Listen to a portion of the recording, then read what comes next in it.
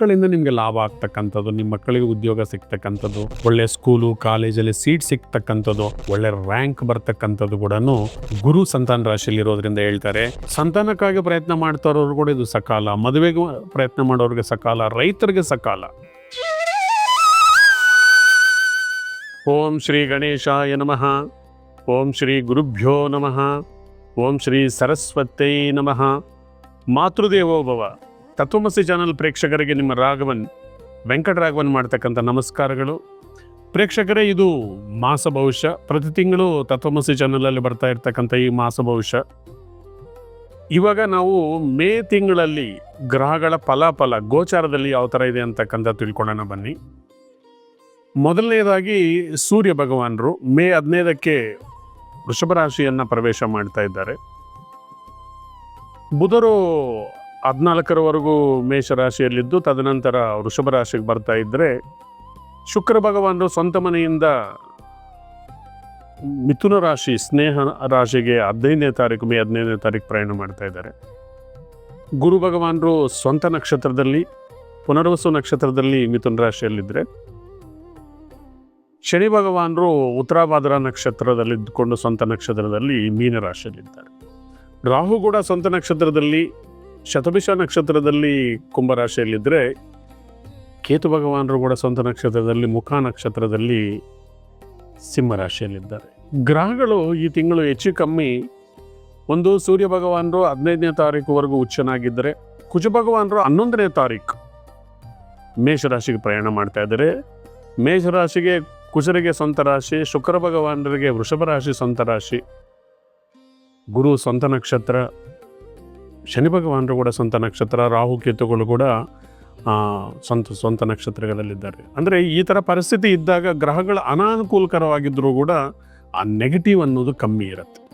ನಾವು ಚೆನ್ನಾಗಿ ಅರ್ಥ ಮಾಡ್ಕೋಬೇಕು. ಒಂದು ಗ್ರಹ ಸ್ವಂತ ಮನೆಯಲ್ಲಿದ್ದರೆ, ಸ್ವಂತ ನಕ್ಷತ್ರದಲ್ಲಿದ್ದರೆ, ಉಚ್ಚನಾಗಿದ್ದರೆ, ಅನಾನುಕೂಲ ಸ್ಥಿತಿಯಲ್ಲಿದ್ದರೆ ಅದರ ನೆಗೆಟಿವ್ ಪರಿಣಾಮ ಕಮ್ಮಿ ಇರುತ್ತೆ. ಒಂದು ವೇಳೆ ಅದು ಅನುಕೂಲ ಪರಿಸ್ಥಿತಿಯಲ್ಲಿದ್ದರೆ ಬರ್ತಕ್ಕಂಥ ಬೆನಿಫಿಟ್ ಡಬಲ್ ಆಗಿರುತ್ತೆ. ಇದು ಈ ತಿಂಗಳ ವಿಶೇಷತೆ. ಹಾಗೆ ನಾವು ಒಂದೊಂದು ರಾಶಿಯಾಗಿ ಮತ್ತೆ ತಿಳ್ಕೊಳ್ಳೋಣ. ಮುಂದಿನ ರಾಶಿ ಕುಂಭರಾಶಿ. ಕುಂಭರಾಶಿಯವರಿಗೆ ಗುರು ಭಗವಾನರು ಬೆನ್ನಿಗೆ ನಿಂತ್ಕೊಂಡಿದ್ದಾರೆ. ಸಕಾಲಕ್ಕೆ ಯಾವುದೋ ಒಂದು ರೀತಿಯಲ್ಲಿ ಜೀವನೋಪಾಯಕ್ಕೊಂದು ಮಾರ್ಗವನ್ನು ಕೊಡ್ತಾ ಇದ್ದಾರೆ.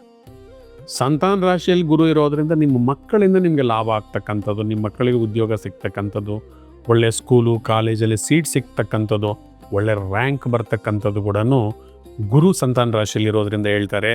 ಎಕ್ಸ್ಪೆಷಲಿ 15ನೇ ತಾರೀಕು ಆದಮೇಲೆ ಶುಕ್ರ ಭಗವಾನರು ಕೂಡ ಗುರು ಜೊತೆ ಹೋಗ್ತಾ ಇರೋದ್ರಿಂದ ನಿಮ್ಮ ಮಕ್ಕಳಿಗೆ ಒಂದು ರೀತಿ ಸಡನ್ ಲಕ್ ಅಂತಲೇ ಹೇಳ್ಬೇಕು. ಒಳ್ಳೆ ಸ್ಕೂಲಲ್ಲಿ ಅನ್ಎಕ್ಸ್ಪೆಕ್ಟೆಡ್ ಆಗಿ ನಿಮ್ಗೆ ಸೀಟ್ ಸಿಗ್ಬಿಡ್ತಕ್ಕಂಥ. ಇದಕ್ಕೆ ಮೊದಲು ನೀವು ಹೋಗಿ ಕೊಡಲ್ಲ ಅಂತ ಹೇಳಿದ್ರು ಅವರೇ ಕಾಲದಲ್ಲಿ ನಿಮ್ಗೆ ಸೀಟ್ ಕೊಡ್ತಾರೆ.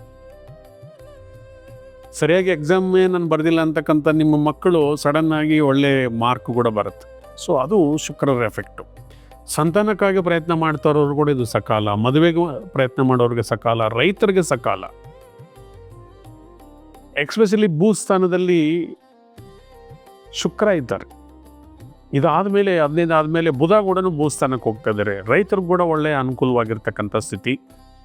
ಆದರೆ ರಾಜಕೀಯ ನಾಯಕರಿಗೆ 4ನೇ ಮನೆಗೆ ಸೂರ್ಯ ಹೋಗ್ತಾ ಇರೋದ್ರಿಂದ ಸ್ವಲ್ಪ ಟೆನ್ಷನ್ ಇದೆ. ಏನಾದರೂ ನಮಗೆ ಪದವಿ ಹೋಗುತ್ತಾ ಅಥವಾ ನಮಗೆ ಜಾಬು ಬೇಡದೇ ಇರೋ ಕಡೆ ಟ್ರಾನ್ಸ್ಫರ್ ಆಗುತ್ತಾ, ಹೀಗೆ ಸೂರ್ಯ ಭಗವಾನರು ಟೆನ್ಷನ್ ಕೊಡ್ತಾ ಇದ್ದಾರೆ. ಆದರೆ 11ನೇ ತಾರೀಕು ಆದಮೇಲೆ ನಿಮಗೆ ಒಂದು ಬೆನ್ನೆಲುಬು, ಕುಜ ಅಂದ್ರೇ ಬೆನ್ನೆಲುಬು, ಅವರು 3ನೇ ಮನೆಗೆ ಬರ್ತಾ ಇದ್ದಾರೆ. 3ನೇ ಮನೆ ಭ್ರಾತೃಸ್ಥಾನ, ಅಣ್ಣ ತಮ್ಮಂದ್ರ ಜೊತೆ ಒಳ್ಳೆಯ ವಾತಾವರಣ, ಒಳ್ಳೆಯ ರಿಲೇಷನ್ಶಿಪ್ ಎಸ್ಟಾಬ್ಲಿಷ್ ಆಗ್ತಕ್ಕಂಥದ್ದು, ಭೂಮಿಗೆ ಇರ್ತಕ್ಕಂಥ ತಗಾದೆಗಳು ನಿರ್ಣಾಮ ಆಗ್ತಕ್ಕಂಥದ್ದು, ಅಣ್ಣ ತಮ್ಮದ್ರಿಗೂ ವಿಭಾಗ ಮಾಡ್ಕೊಳ್ಳೋಕ್ಕೆ ಆಸ್ತಿ ಭೂಮಿ ಮನೆ ಇಂಥದನ್ನೆಲ್ಲ ಕೂಡ ಯಾವುದು ದೊಡ್ಡ ಅಡಚಣೆಗಳಿಲ್ದಿರೋ ಕ್ಲಿಯರ್ ಆಗ್ತಕ್ಕಂಥದ್ದು, ಭೂಮಿ ಪರ್ಚೇಸ್ ಮಾಡ್ತಕ್ಕಂಥವ್ರಿಗೆ ಸೇಲ್ ಮಾಡ್ತಕ್ಕಂಥವ್ರಿಗೆ ಕೂಡ ಇದು ಸಕಾಲ. ಶನಿ ಭಗವಾನರ ಧನಸ್ಥಾನದಲ್ಲಿದೆ, ಖರ್ಚಾಗ್ತಾ ಇದೆ, ಬರೋದು ಕಮ್ಮಿ ಇದೆ. ಲಕ್ಷ ಸಂಪಾದನೆ ಮಾಡೋರು 50 ಸಂಪಾದನೆ ಮಾಡ್ತಾರೆ, 50,000 ಸಂಪಾದನೆ ಮಾಡೋರು 25,000 ಮಾಡ್ತಾರೆ. ಈ ಥರ ನಿಧಾನ ಪ್ರಗತಿ ತೋರ್ತಾ ಇದ್ರು ಕೂಡ ಗುರು ಭಗವಾನರು ಅನುಕೂಲದಿಂದ ಜೀವನೋಪಾಯಕ್ಕೆ ಏನೋ ಒಂದು ಮಾರ್ಗ ಸಿಗ್ತಾ ಇದೆ. 7ನೇ ಮನೆಯಲ್ಲಿ ಕೇತು ಭಗವಾನರಿದ್ದಾರೆ. 7ನೇ ಮನೆ ವ್ಯಾಪಾರ ವ್ಯವಹಾರ ಮದುವೆ ಇಂಥ ವಿಚಾರ ಆಗಿರೋದ್ರಿಂದ ಸಂಗಾತಿ ಜೊತೆ ಆ ಪ್ರೇಮದಿಂದ ಸ್ನೇಹದಿಂದ ನಡ್ಕೊಳ್ಳಿ. ಬಂದಿರತಕ್ಕಂಥ ಸಮಸ್ಯೆಗಳನ್ನು ಸಾಲ್ವ್ ಮಾಡ್ಕೋಬೇಕಂದ್ರೆ ಅರ್ಧನಾರೀಶ್ವರ ಸ್ತೋತ್ರ ಓದ್ಕೊಳ್ಳಿ. ಪ್ಲಸ್ ನಿಮಗೆ ಸಮಸ್ಯೆಗಳು ಒಂದು ಕಗ್ಗಂಟಾಗಿ ಕಾಣ್ತಾ ಇರೋದರಿಂದ ನೀವು ಕೀಲಕ ಸ್ತೋತ್ರವನ್ನು ಓದೋದ್ರಿಂದ ನಿಮ್ಮ ಕಷ್ಟಗಳ ಪರಿಹಾರ ಆಗಿಬಿಡುತ್ತೆ. ಪ್ಲಸ್ಸು ಧನಸ್ಥಾನದಲ್ಲಿ ಶನಿ ಭಗವಾನ್ ಇರೋದರಿಂದ ಖರ್ಚು ಇದ್ದರೂ ಕೂಡ ದುಡ್ಡು ಯಾವುದೋ ಒಂದು ರೀತಿಯಲ್ಲಿ ಯಾವುದೋ ಒಂದು ಮಾರ್ಗದಲ್ಲಿ ನಿಮಗೆ ಸಮಯಕ್ಕೆ ತಕ್ಕಂಗೆ ಆರ್ಥಿಕ ಸಹಾಯ ಸಿಗ್ತಾ ಇದೆ. ಪ್ಲಸ್ಸು ಸುಖದ ಭಾವದಲ್ಲಿ ಬುಧ,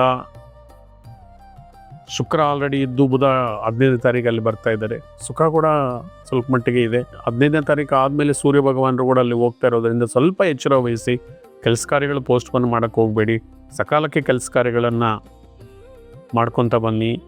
ನವಗ್ರಹ ಪೀಡಾ ಪರಿಹಾರ ಸ್ತೋತ್ರವನ್ನು ದಿನಕ್ಕೆ 11 ಬಾರಿ ಓದಿದರೆ ನಿಮಗೆ ಎಲ್ಲ ವಿಘ್ನಗಳು ನಿರ್ನಾಮ ಆಗಿ ಜಯ ಸಿಕ್ಕ. ಈ ಕಾರ್ಯಕ್ರಮ ಮುಕ್ತಾಯ ಮಾಡೋಕ್ಕೆ ಮೊದಲು ನಾವು ಕೆಲವು ಟಿಪ್ಸನ್ನು ತಿಳ್ಕೊಳ್ಳೋಣ. ಕಳೆದ ತಿಂಗಳು ಕೂಡ ನಾವು ವಾಸ್ತು ರಿಲೇಟೆಡ್ ಕೆಲವು ಟಿಪ್ಸನ್ನು ಮಾಡಿದ್ದೀವಿ. ಈ ತಿಂಗಳಲ್ಲಿ ಕೂಡ ಕೆಲವು ಉಪಯುಕ್ತ ವಾಸ್ತು ಟಿಪ್ಸನ್ನು ತಿಳ್ಕೊಳ್ಳೋಣ. ಇದು ನಿಮ್ಮ ದಿನನಿತ್ಯದ ಜೀವನದಲ್ಲಿ ಅಳವಡಿಸಿಕೊಂಡು ಹೆಚ್ಚಿನ ಶುಭ ಫಲಗಳನ್ನು ನೀವು ಪಡ್ಕೊಳ್ಬೋದು. ಮುಖ್ಯವಾಗಿ ತುಳಸಿ ಆರಾಧನೆ ಅಂದರೆ ಯಾವ ಮನೆಯಲ್ಲಿ ಮಾಡೋದಿಲ್ಲ, ಎಲ್ಲರ ಮನೆಯಲ್ಲಿ ಕೂಡ ತುಳಸಿ ಆರಾಧನೆ ಮಾಡ್ತೀವಿ. ತುಳಸಿ ಅಂದರೆ ಪರಮ ಭಕ್ತಿ ಎಲ್ಲರಿಗೂ ಕೂಡ.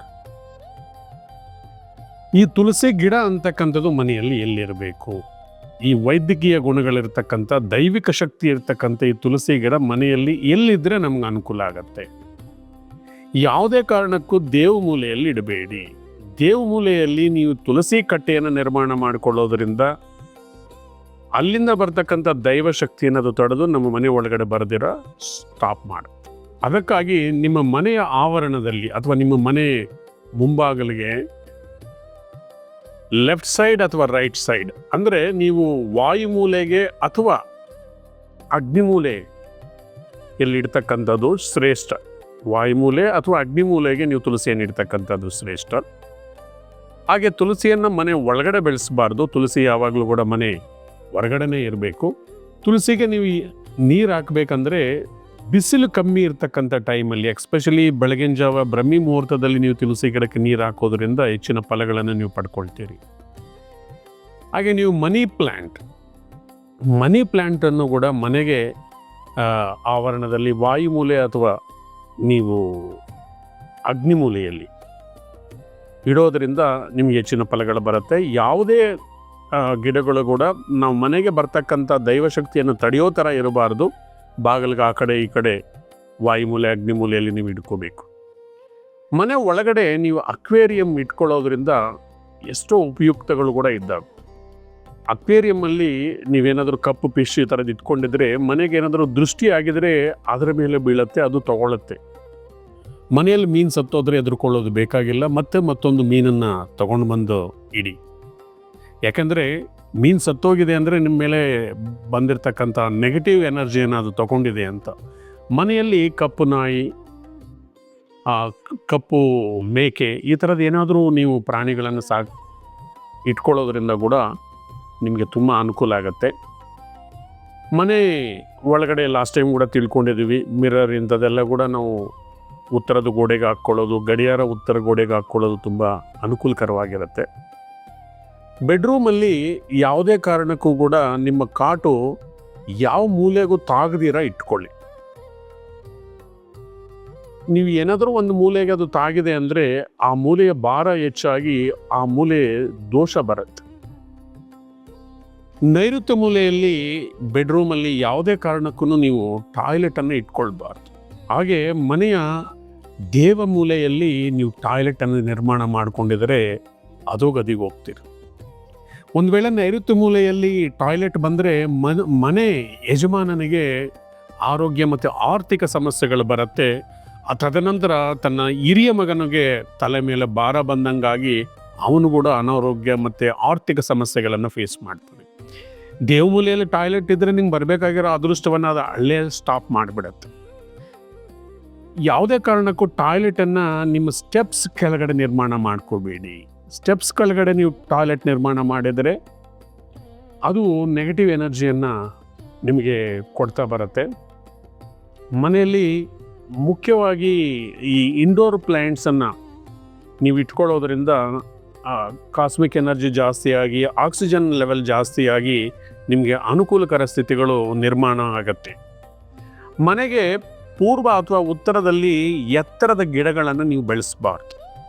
ಯಾವಾಗಲೂ ಕೂಡ ನಿಮ್ಮ ಪೂರ್ವ ಮತ್ತು ಉತ್ತರ ತಗ್ಗಾಗಿರ್ತಕ್ಕಂಥ ಚಿಕ್ಕ ಚಿಕ್ಕ ಗಿಡಗಳನ್ನು ಬೆಳೆಸ್ಕೊಳ್ಳೋದ್ರಿಂದ ನಿಮಗೆ ಅನುಕೂಲ ಆಗುತ್ತೆ. ನಿಮ್ಮ ಮನೆಗೆ ದಕ್ಷಿಣ ಅಥವಾ ಪಶ್ಚಿಮದಲ್ಲಿ ಎತ್ತರದ ಗಿಡಗಳನ್ನು ಬೆಳೆಸ್ಕೊಳ್ಳೋದ್ರಿಂದ ನಿಮ್ಮ ಮನೆಗೆ ರಕ್ಷಣೆಯಾಗಿರುತ್ತೆ.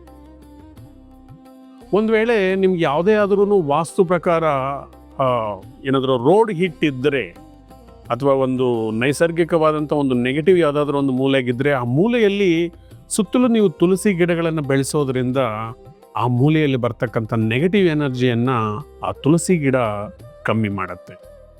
ಸ್ನೇಹಿತರೆ, ಹೀಗೆ ವಾಸ್ತುವಲ್ಲಿ ಎಷ್ಟೋ ಅನುಕೂಲಕರವಾಗಿರ್ತಕ್ಕಂಥ ಸಿಂಪಲ್ ವಾಸ್ತು ಟಿಪ್ಸನ್ನು ನಾವು ಹೇಳ್ತಾ ಬರ್ತಾ ಇದ್ದೀವಿ. ಈಗ ಈ ಕಾರ್ಯಕ್ರಮ ಮುಕ್ತಾಯ ಮಾಡೋಕ್ಕೆ ಮೊದಲು ಒಂದು ಚಿಕ್ಕ ಕನಸಿನ ಬಗ್ಗೆ ನಾನು ನಿಮ್ಮ ಹತ್ರ ಮಾತಾಡ್ತೀನಿ. ನಿಮ್ಗೇನಾದರೂ ಬೆಳಗಿನ ಜಾವ ಸಮಯದಲ್ಲಿ ನಾಗರಾವು ಎಡೆ ಎತ್ಕೊಂಡು ನೋಡಿದ್ರೆ ನಿಮಗೆ ತುಂಬಾ ಅದೃಷ್ಟ ಆ ಥರದಲ್ಲಿ ಬರುತ್ತೆ ಅಂತ. ಒಂದು ವೇಳೆ ಬಿಳಿ ನಾಗರಾವು ಆಗಿದ್ದರೆ ಶೀಘ್ರವಾಗಿ ನಿಮ್ಮ ಫಲಗಳು ಬರುತ್ತೆ. ಒಂದು ವೇಳೆ ಯಾರಾದರೂ ಪ್ರೆಗ್ನೆನ್ಸಿಗಾಗಿ ಟ್ರೈ ಮಾಡ್ತಾ ಇದ್ರೆ ನಾಗರಾವು ಹೆಡೆಯನ್ನು ನೋಡಿದರೆ ಬೇಗ ಪ್ರೆಗ್ನೆನ್ಸಿ ಕನ್ಫರ್ಮ್ ಆಗುತ್ತೆ. ಆದರೆ ಇದೇ ನಾಗರಾವುಗಳು ಪದೇ ದಿನ ನಿಮ್ಮ ಕನಸಲ್ಲಿ ಬರ್ತಾ ಇದ್ರೆ ಡೆಫಿನೆಟ್ ಆಗಿ ನಿಮ್ಮನ್ನು ಅಧೋಗತಿಗೆ ಕರ್ಕೊಂಡು ಹೋಗುತ್ತೆ. ನಿಮಗೆ ನಾಗದೋಷ ಇರ್ಬೋದು, ವಂಶದಲ್ಲಿ 2 ಮದುವೆ ತಾತ ಮುತ್ತಾತರಿಗೆ ಮದರ್ ಸೈಡ್ ಅಥವಾ ಫಾದರ್ ಸೈಡ್ ಆಗಿರೋದ್ರಿಂದ ನಿಮಗೆ ಕಾಳಸರ್ಪದ ರೂಪದಲ್ಲಿ ನಿಮಗೆ ಪದೇ ನಾಗರಾವು ಕಾಣ್ತಾ ಇದೆ ಅಂದರೆ ಸರ್ಪದೋಷ ಇದೆ ಅನ್ನತಕ್ಕಂಥ ಸಂಕೇತ. ಅದಕ್ಕಾಗಿ ಸರ್ಪ ಸಂಸ್ಕಾರವನ್ನು ಕುಕ್ಕೆ ಸುಬ್ರಹ್ಮಣ್ಯದಲ್ಲಿ ಮಾಡಿಸ್ಕೊಳ್ಳೋದ್ರಿಂದ ಸರ್ಪದೋಷ ಹೋಗುತ್ತೆ. ಅಪರೂಪಕ್ಕೆ ಕಾಣ್ತಕ್ಕಂಥ ಈ ನಾಗರಾವು, ಎಡೆ ಎತ್ತಿದ ನಾಗರಾವು ನಿಮಗೆ ಅದೃಷ್ಟನೇ ಸರಿ.